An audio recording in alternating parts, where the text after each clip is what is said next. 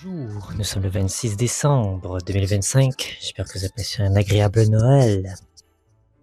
Et on se retrouve pour la série Décembre, en fait. La série dans laquelle j'énonce 31 films de Noël pour tout le mois de décembre. Donc aujourd'hui, il va s'agir d'un film japonais en animation qui s'appelle Tokyo Godfathers, qui a été réalisé en 2003 par un duo Shogo Furuya et Satoshi Kon. Désolé si j'écorche vos noms, vous me pardonnerez. Satoshi Kon, by the way, si vous êtes familier avec le réalisateur, vous avez sûrement vu sur ma chaîne un des autres films de la série Horror Octobre que j'ai analysé, qu'il s'agissait de Perfect Blue. Et le voilà maintenant de retour pour un film de Noël. Il sait comment réaliser un film, et je vais vous en parler plus davantage, comment le film a bien vieilli. Déjà, premier critère, est-ce que c'est un film que tu peux regarder en famille? Pas vraiment, non. C'est un film assez lourd en termes de description. Il y a des messages qui passeraient peut-être pas un peu inaperçus pour les jeunes enfants. Ils vont peut-être pas comprendre le sens. C'est pas un film que tu regardes aussi quand tu es nécessairement enfant. Quand tu es adolescent, peut-être, là, tu commences à plus comprendre le sens de la vie d'un autre, d'un petit bébé.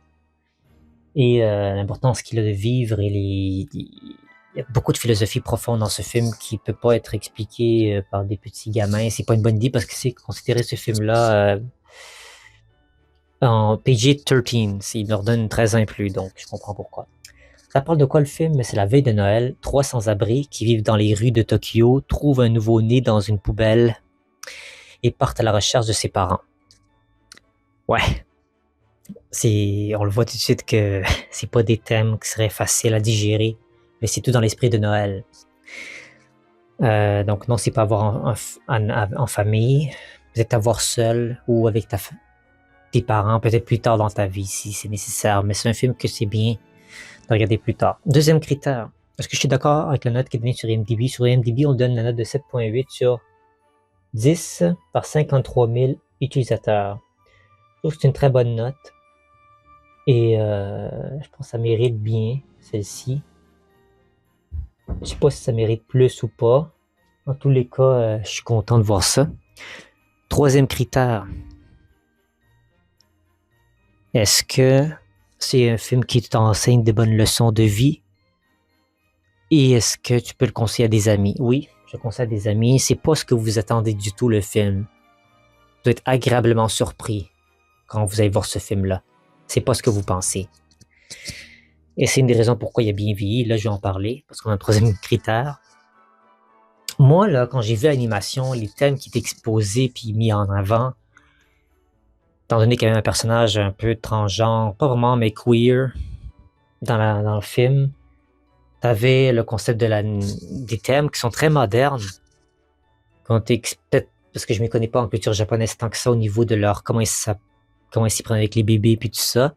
Mais je pense quand même que c'est un sujet moderne dans tout l'Ouest aussi aujourd'hui. Puis c'est inspiré justement d'un film de western de John Ford dans les années 40, qui était aussi le même concept, qui avait 3 brigands qui prenaient soin d'un bébé puis essayaient de le protéger contre toute menace. Donc là, on fait ça, c'est un remake qui est japonais. Pourquoi le film a bien vieilli? C'est que moi, j'avais pas vu la date au début. J'avais cherché pour voir le film, Tokyo Godfathers, et quand j'ai fini de voir le film, je me suis dit, voyons non, ça se peut pas que le film a été fait en 2003, ça a l'air beaucoup trop moderne, ça a bien vieilli. C'est ce que je veux dire, le film a très bien vieilli. Il peut littéralement être vu à n'importe quelle période. Moi, je l'ai vu cette année pour la première fois de ma vie en 2025. Mais pour les gens qui l'ont vu à l'époque en cinéma, en 2003, puis, tu sais, ça peut donner un feeling des années 90, des débuts des années 2000, un peu un mélange de tout ça, en fait, qui est mis en place. Donc ça, j'apprécie fortement cela. Maintenant, les leçons de vie qui sont enseignées dans ce film, ils sont plusieurs. On parle notamment de l'abandon d'un parent, d'un enfant. Même au Japon, ils ont un petit peu plus de règles, dans la mesure où, dans la poubelle, bon, ils ont donné une adresse, ils ont donné des clés, des cartes, de l'argent et toutes sortes d'autres choses pour pas que l'enfant soit complètement démonisé. Tu sais, dans d'autres endroits de l'Ouest, vous avez probablement entendu ces histoires que l'enfant est littéralement jeté dans une benne à ordures avec rien. avec rien, là, même pas un Pampers à peine propre. Le bébé est laissé là-bas dans... Je te dis, les gens sont exécrables. Puis je sais pas si vous avez connu la série Fugueuse.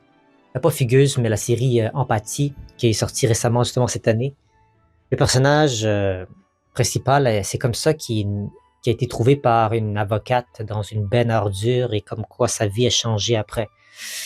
Vraiment, les gens, je suis vraiment triste du traitement qu'ils donnent à la vie. Et ça, ce film-là, c'est un film qui est fait quand même pour les jeunes ados, début adultes, puis c'est expliqué d'une manière tellement simple à comprendre sur la cruauté humaine et les mauvaises décisions prises par un couple, un duo et par des retrouvailles inattendues. Je sais qu'il y a dans beaucoup de parties du film, des fois,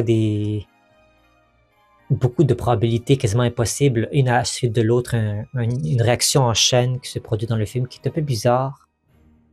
Mais c'est merveilleux.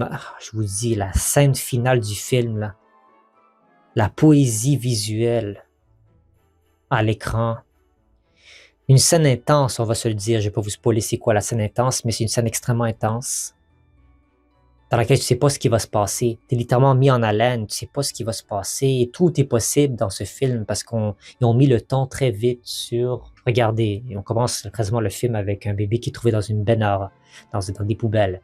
On s'entend-tu que là, le ton est mis et tout est possible. Donc, j'apprécie vraiment comment le tout s'est fini et comment ça s'est réalisé. Donc, je vous conseille fortement de le voir ce film-là si vous l'avez pas vu. Ça vaut le coup.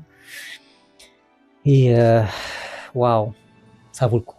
En même temps, c'est rafraîchissant. À la fin, quand vous allez voir ça, vous allez vous sentir rafraîchi au niveau du cerveau et au niveau également de votre être. Comme si vous aviez eu besoin de cette petite douche-là visuelle. Je sais pas si ça se dit, cette métaphore-là, mais vous comprenez ce que je dis. Donc voilà pour ce qui a trait du film aujourd'hui. De Noël, on en a très peu encore et on se retrouve à très bientôt pour demain, pour un autre prochain film de décembre. En fait, j'ai d'autres vidéos prévues pour vous pour cette fin d'année, ne vous en faites pas.